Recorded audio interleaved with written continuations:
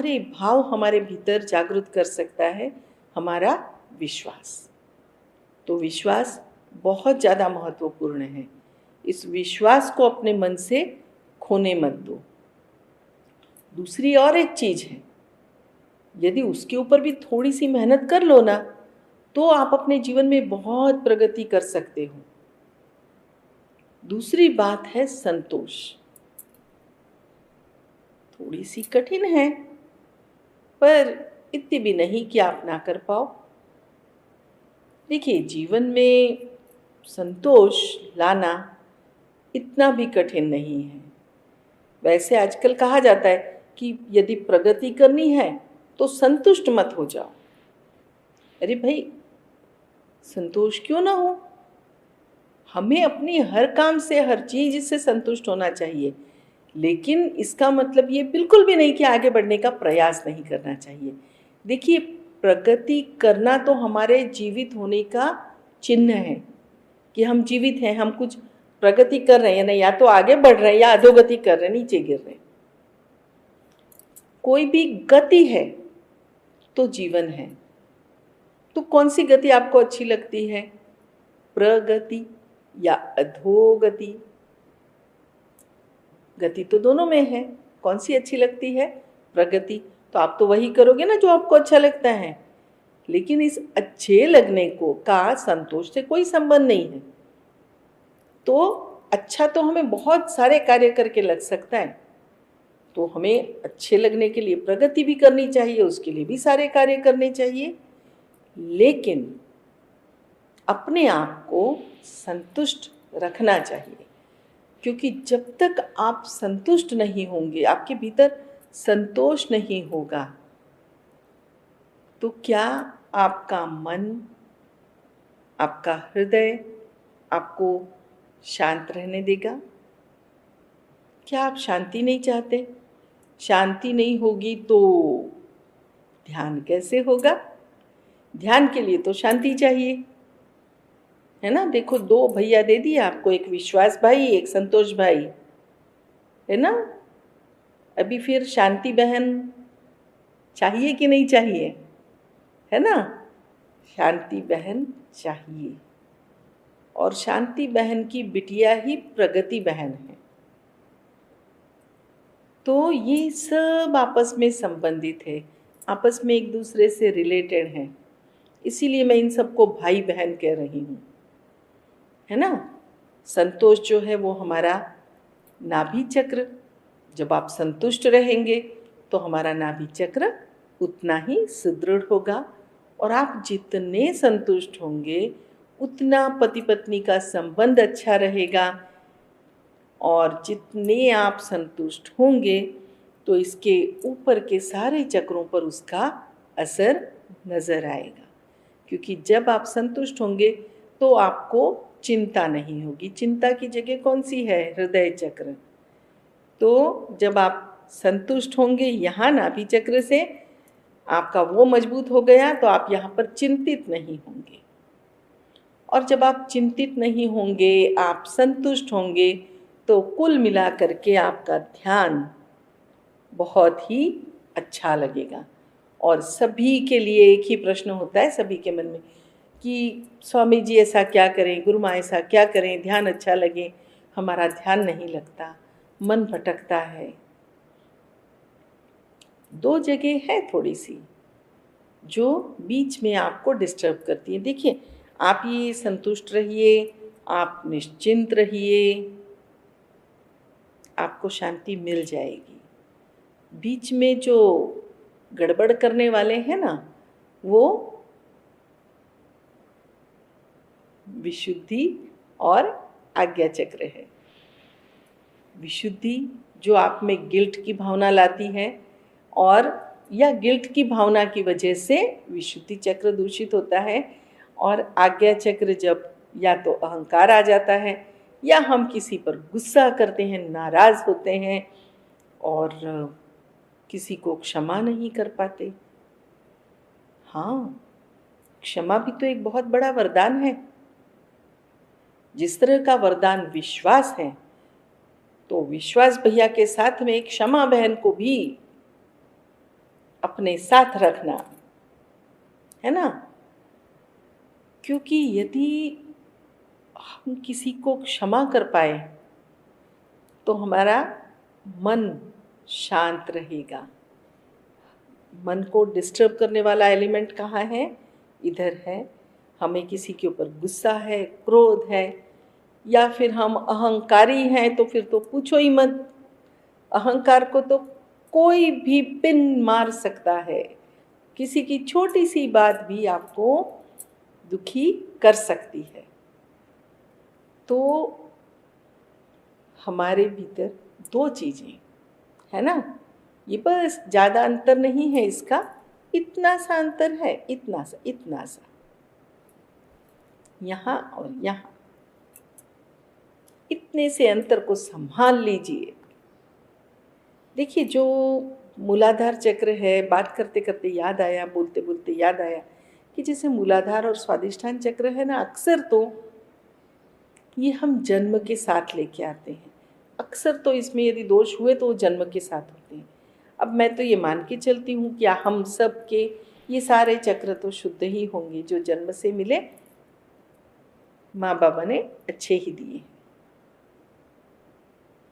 सिर्फ बाद में हमारा असंतोष, बाद में हमारा टेंशन रखने का स्वभाव, वो ये चक्रों को दूषित करता है। इसलिए नाभि चक्र, हृदय चक्र को तो आप अच्छा रख लेंगे। कैसे? संतोष भैया को अपने साथ रखिए, है ना।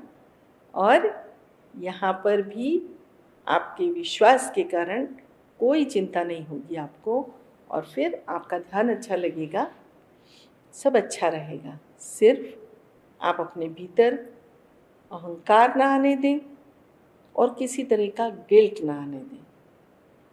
ये जो गिल्टी फीलिंग है ना, कई बार हम समझ नहीं पाते हैं। एक गिल्टी फीलिंग सतत रहती है अपने साथ, जिसको हम लोगों को, पूरी दुनिया को कई बार तो माफ़ कर सकते हैं, लेकिन हम कई बार जो बहुत सिंसियर लोग होते हैं ना, वो लोग खुद को माफ़ नहीं कर पाते। वे खुद के साथ बहुत ज़्यादा स्ट्रिक्ट होते हैं।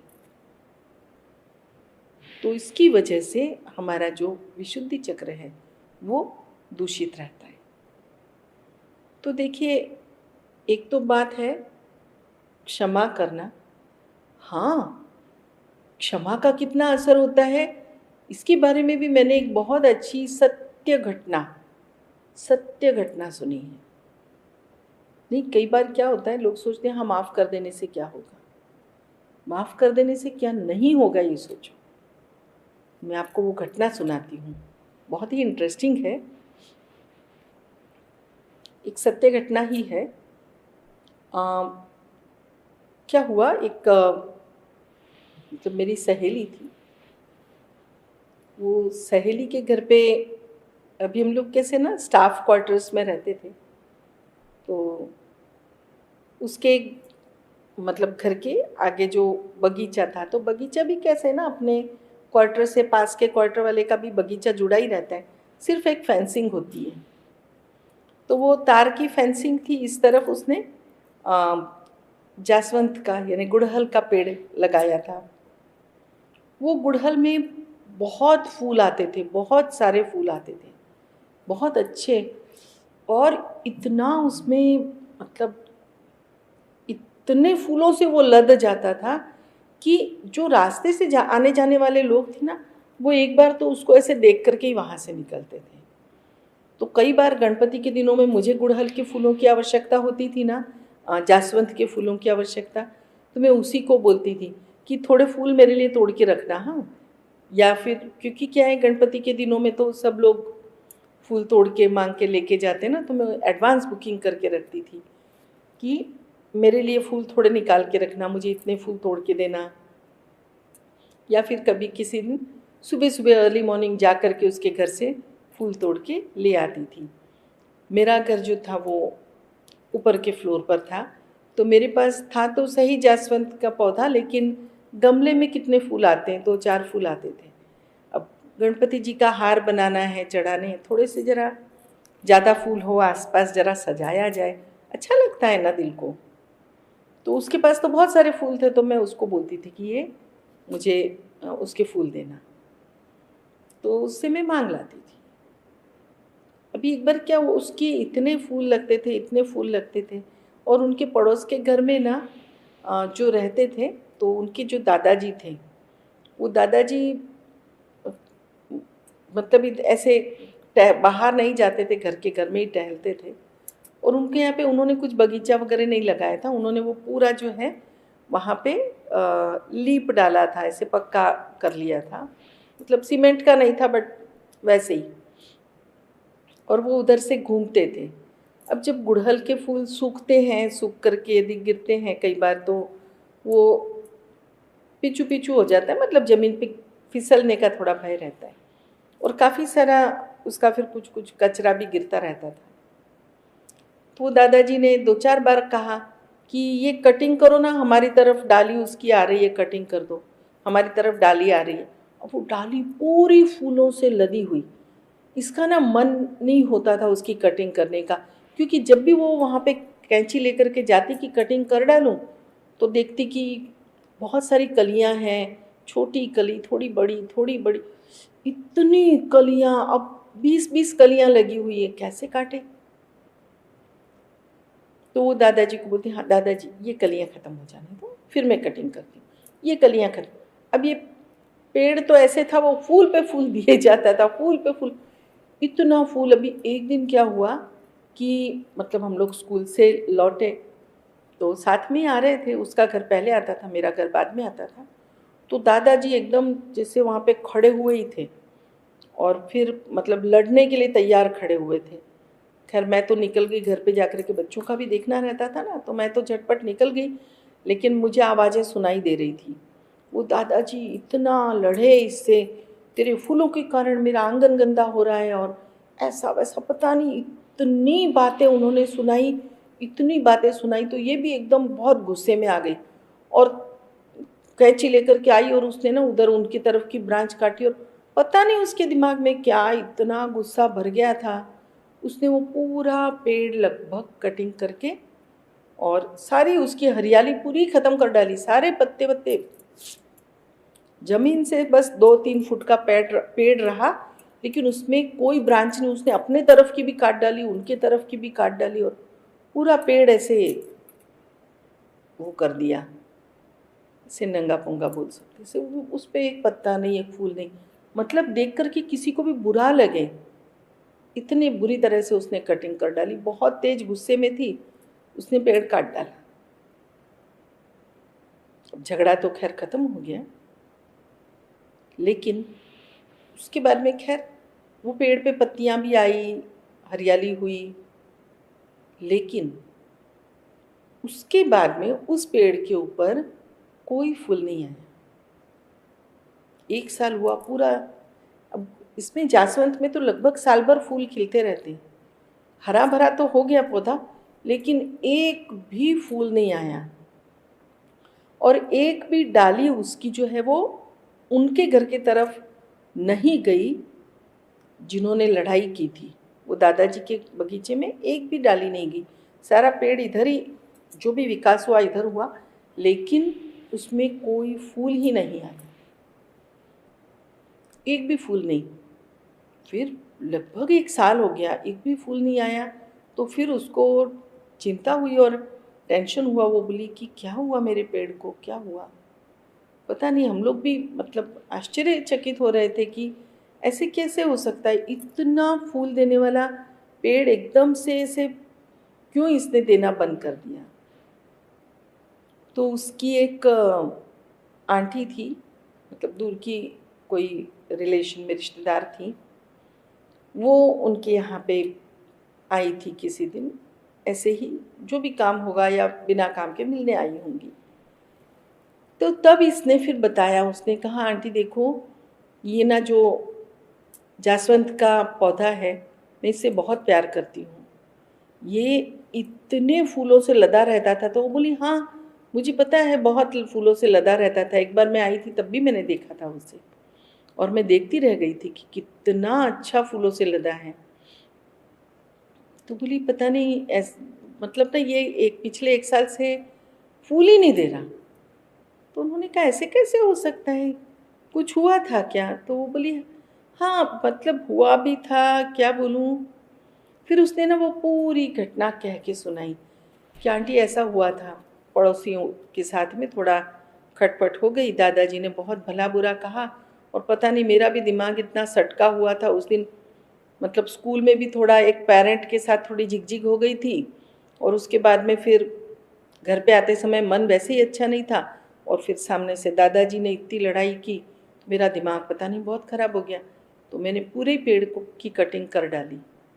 तो ये भी पत्तियां तो आ गई लेकिन फूल नहीं उग रहे, इसमें क्या करें। तो उन्होंने कहा तूने गलती की, दादाजी को शिकायत थी, उनको नहीं चाहिए थी उधर की ब्रांचेस कट करती, तुमने पूरा पेड़ क्यों काट डाला। तो उसने कहा मैं क्या बताऊँ, मेरा दिमाग बहुत ज़्यादा ख़राब था अभी, इसलिए मैंने काट डाला, अब क्या करूँ। तो उन्होंने कहा नहीं, अब तूने गलती की है तो तूने माफ़ी मांगनी चाहिए। तो उसने कहा क्या मतलब। तो उन्होंने कहा तुमने जो किया वो उस पेड़ के प्रति गलत किया, तो तुम्हें उससे माफ़ी मांगनी चाहिए। उसने कहा माफ़ी, क्या पेड़ भी संवेदनाएं समझता है। तो वो बोली हाँ क्यों नहीं समझता, पेड़ सारी संवेदनाएं समझता है, तुम उससे माफ़ी मांगो, जिस दिन वो पेड़ तुम्हें क्षमा कर देगा उस दिन फूल आ जाएगा। बोली ऐसा होता है क्या। हाँ हाँ होता है, तुम करके देखो, तुम माफ़ी मांगो उससे और लगातार मांगते रहो, रोज़ माफ़ी मांगो उससे। तो उसने कहा ठीक है। अब मन तो नहीं मान रहा था कि पेड़ से क्या माफ़ी मांगना, ऐसे सोचते हुए, लेकिन ठीक है। अभी पहले दिन उसने हाथ जोड़ के माफ़ी मांगी मन ही मन, मतलब उन्होंने आंटी ने बताया था ज़ोर से मत बोलना, मन ही मन बोलो, तुमको जो भी कहना है। उसकी भी मौन की भाषा है, तुम्हारी भी मौन की भाषा वो समझ जाएगा, तुम्हारी भावनाओं को वो समझेगा। तुम दिल में जिस दिन गहराई से महसूस करोगी ना कि तुमसे गलती हुई और दिल की गहराई से मांगी गई माफ़ी उसको मदद करेगी कि वो तुम्हें क्षमा कर दे। उसने कहा अच्छा।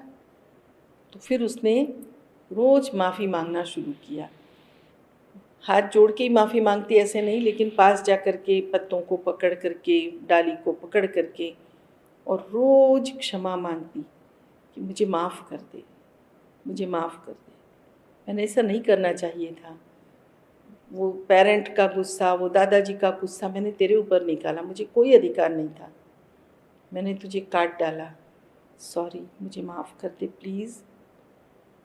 शुरुआत में तो नाटक जैसा किया, लेकिन धीरे धीरे करके इसको भी दिल से लगा मैंने गलती की है, मुझे माफ़ कर दे, मैंने गलती की है, मुझे माफ़ कर दे प्लीज़, अभी आइंदा कभी ऐसी गलती नहीं करूँगी, मुझे माफ़ कर दे।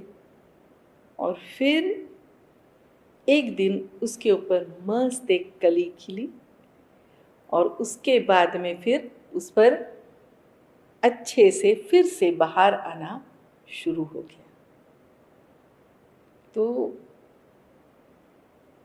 ऐसा नहीं है कि क्षमा का भाव किसी पर असर नहीं करता, क्षमा करना भी एक बहुत बड़ा वरदान है, हम ही लोगों के पास है।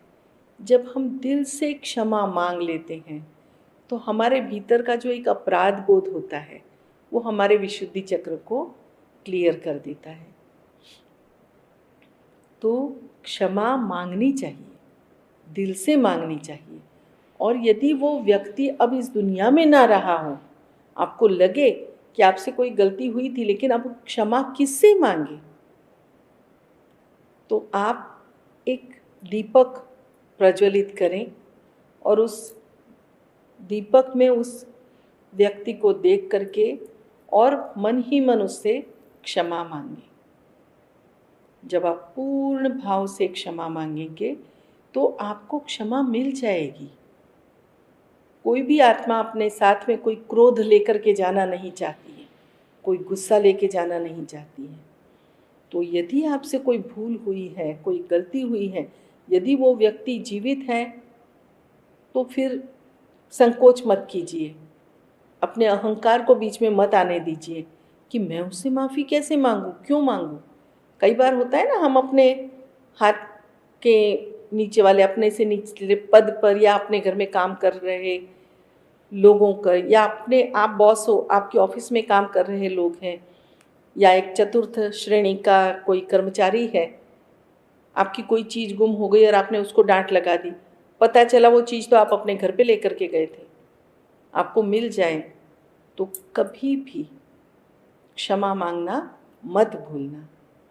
कभी किसी पर आरोप लग गया, गलती हो गई, आपने गलत आरोप लगा दिया किसी पर, यदि आप जानते हो आपसे गलती हो गई तो देर मत लगाओ, माफ़ी मांग लो।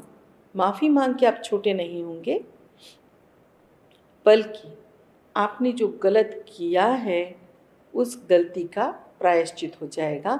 उस गलती का जो वज़न है, वो जो अपराध बोध है, वो आपके मन से हल्का हो जाएगा। तो क्षमा भी एक बहुत अच्छा वरदान है, हम सभी के पास है, लेकिन इस वरदान का उपयोग हम बहुत कम बार करते हैं। हम क्षमा नहीं कर पाते, क्योंकि कई बार ऐसा होता है समाज में हम रहते हैं, अब सबकी सोच को तो हम बदल नहीं सकते, है ना। कई बार होता है लोग हमें कुछ उल्टा सीधा बोल जाते हैं, और विशेष तौर पर महिलाओं के लिए क्या होता है ना, महिलाओं का चरित्र हनन करना सबसे आसान काम होता है। किसी को भी नीचा दिखाना है, उसका चरित्र हनन कर दिया, मतलब उसके बारे में कुछ बुरी बातें बोल दी उसके चरित्र के विषय में, बहुत आसान होता है। और उन्हीं लोगों को माफ़ करना उस स्त्री के लिए बहुत कठिन हो जाता है, क्योंकि समाज में उन्होंने उसके चरित्र के ऊपर कीचड़ उछाला था। तो क्षमा करना बहुत कठिन होता है। तो ऐसे समय में किसी ने कितना भी आपका बुरा किया है, कितना भी, कुछ भी बुरा किया, यदि हम उसको क्षमा कर पाए तभी हम आगे बढ़ेंगे। देखिए क्या है, वो जो गुस्सा है, वो जो क्रोध है, वो जो है ना, उसका अपना वज़न है, और उस वज़न को दिल पर रख करके हम कितने दूर तक जा सकेंगे। और वो वज़न साधारण नहीं है, वो हमारे मन की शांति छीनता है, वो हमारा संतोष छीन लेता है, वो हमें शांत चित्त होकर के बैठने नहीं देता, वो हमें खुश होने नहीं देता। तो ऐसे बुरे वज़न को अपने साथ में लेके क्यों चलना। शायद आप सोच रहे होंगे कि लेकिन किसी ने मेरे साथ इतना बुरा किया, मैं उसको कैसे क्षमा करूं।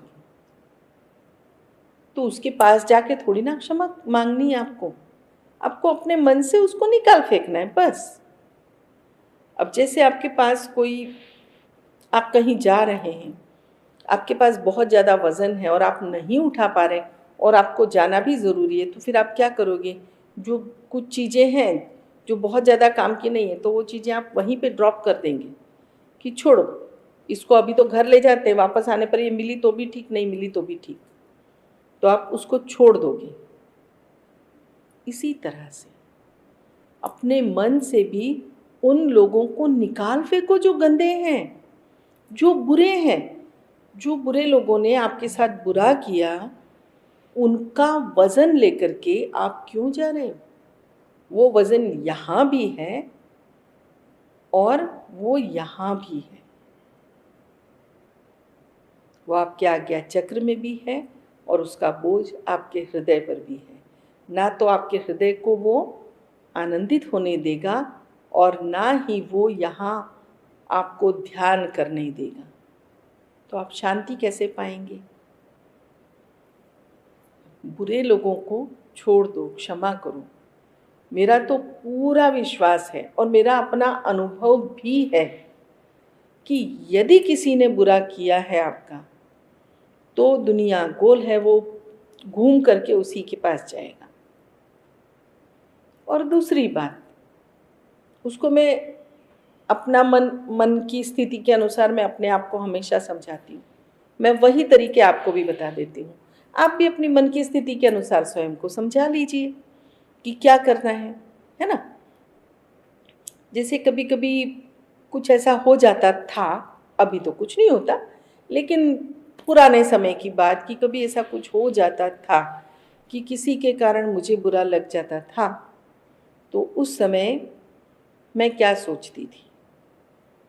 तो मैं कभी तो अपने आप को मना लेती थी, पता नहीं, जाने दो, पिछले जन्म में ना शायद मैंने उसे परेशान किया था, इसलिए अभी आ गया मुझे परेशान करने के लिए, या इसलिए आ गई वो मुझे परेशान करने के लिए। मन का भार हल्का, पिछले जन्म में शायद कुछ मैं नहीं कर दिया था, तो छोड़ो, अभी मैंने किया था, उसने कर दिया, बात खत्म, हो गया ना हिसाब बराबर, छोड़। कभी कभी मन नहीं मानता था, नहीं इतना बुरा थोड़ी ना मैंने उसका किया होगा, मैं इतनी बुरी आत्मा हुई नहीं। तो जब ऐसे मन नहीं मानता था, फिर मैं अपने मन को दूसरी तरह से मनाती थी। आप मेरी बातों पे गौर कीजिएगा, मैं अपने मन को, मैं आत्मा अपने मन को यानी इस शरीर को मनाती थी। कैसे मनाती थी? तब मैं ये सोचती थी कि देखो ऐसा है कि भले ही मतलब मेरी आत्मा जैसी है, मुझे मेरे माता पिता ने, मेरे आसपास के लोगों ने, मेरी बहनों ने, मेरे आसपास के समाज ने, मेरे शिक्षकों ने, इन सभी ने बहुत अच्छे गुण दिए, बहुत अच्छी बातें सिखाई, और उस अच्छे वातावरण के कारण आज मैं किसी को इस तरह से हर्ट नहीं करती हूँ शायद। तो अब वो लोग हैं जिन्होंने मेरे साथ ऐसा किया, उन लोगों को वैसा परिवेश नहीं मिला होगा, जब अच्छा उनको वातावरण नहीं मिला, उनको जब वो गर्भस्थ थे उस समय उनकी माँ उनको वो वातावरण नहीं दे पाई, परिवार वो वातावरण नहीं दे पाया, उनके बचपन में शायद उनके साथ कुछ अच्छा घटित ना हुआ हो, तो अभी क्या है ना, वो पता नहीं कौन कौन से गुण लेकर के आए हैं, अवगुण लेकर के आए हैं, तो टकरा गए, ठीक है जाने दो, उसके गुण उसके साथ, मेरे गुण मेरे साथ, ऐसे बोल करके मैं अपने मन को शांत कर लेती थी। यानी वो जो भी कचरा फेंकते थे, जो भी गोबर डालते थे, है ना, शब्द रूपी, मेरे पास ये एक वॉल होती थी जो उसको मेरे पास आने से रोकती थी। यानी मेरी ये सोच कि उनके लक्षण, उनके गुण उनके साथ, मेरे गुण मेरा स्वभाव मेरे साथ, तो मुझे क्या लेना देना, जाने दे।